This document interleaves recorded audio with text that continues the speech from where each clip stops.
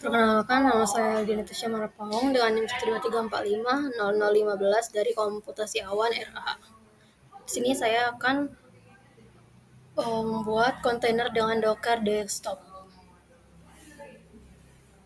Yang pertama, apa itu Docker? Docker merupakan sebuah platform open source yang digunakan untuk mengembangkan, mengirim, dan menjalankan aplikasi di dalam kontainer.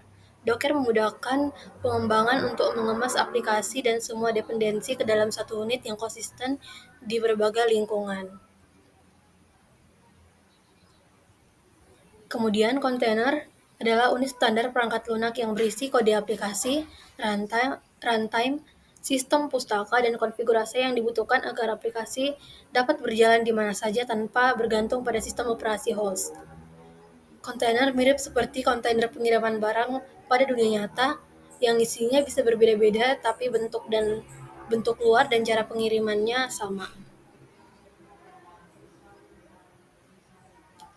Komponen utama Docker yang pertama yaitu Docker Engine, yaitu mesin utama yang menjalankan perintah Docker.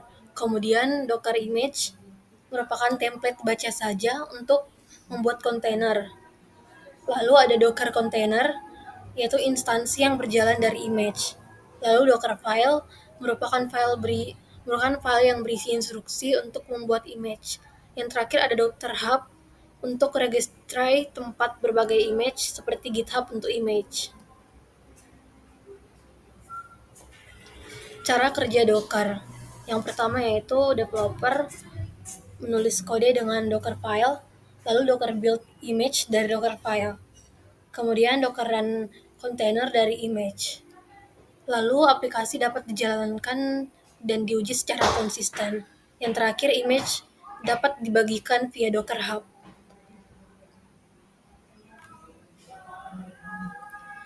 Di sini saya akan menjalankan perintah Docker run pada PowerShell, kemudian masuk ke dalam Ubuntu.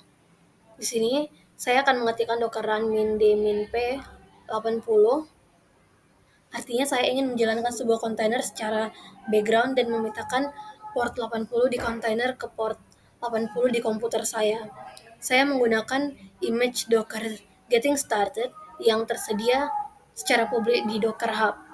Kemudian image ini belum ada di sistem saya. Jadi Docker otomatis mencarinya di Docker Hub dan mulai mengunduhnya.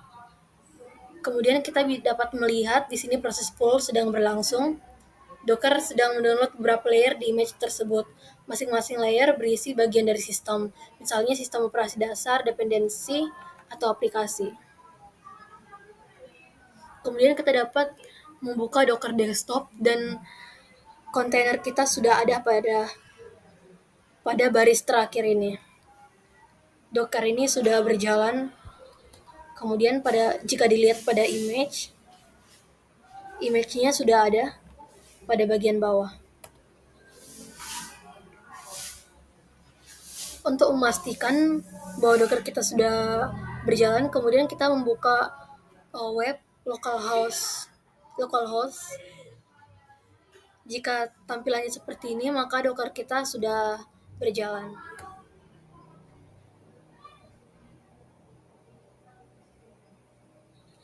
Kemudian kita akan melihat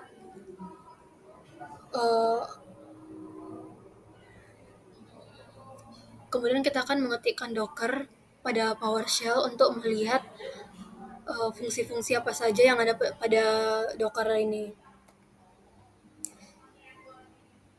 Di sini fungsinya ada rm, yaitu untuk remove container, atau rmin untuk remove image. Kemudian ada save untuk menyimpan image pada arsip.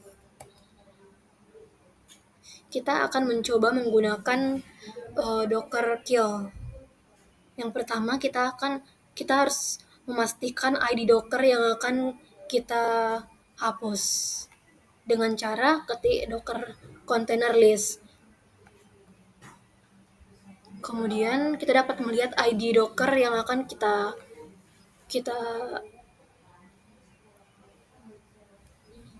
kemudian kita akan melihat ID Docker yang akan kita hapus.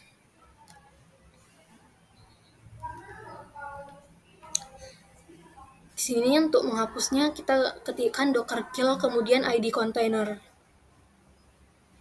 untuk melihat apakah sudah terhapus. Kita dapat membuka Docker desktop.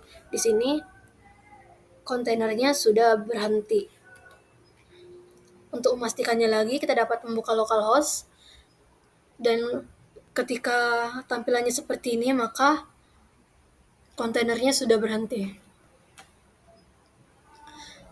Berikut saya menjalankan perintah docker ps-a untuk melihat semua kontainer yang ada di dalam sistem saya, baik yang sedang berjalan maupun yang sudah berhenti. Di sini kita akan menggunakan docker remove image.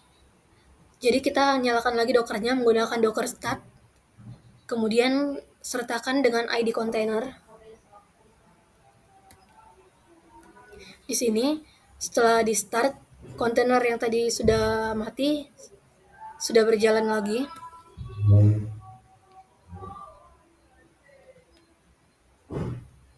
Kemudian kita ketikkan docker image list untuk melihat id image yang akan kita remove.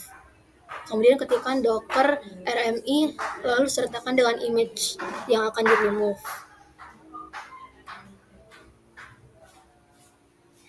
Kemudian buka Docker desktop dan untuk memastikan bahwa image telah terhapus. Di sini pada Docker desktop, image yang tadi sudah kita buat sudah terhapus dengan RMI ID.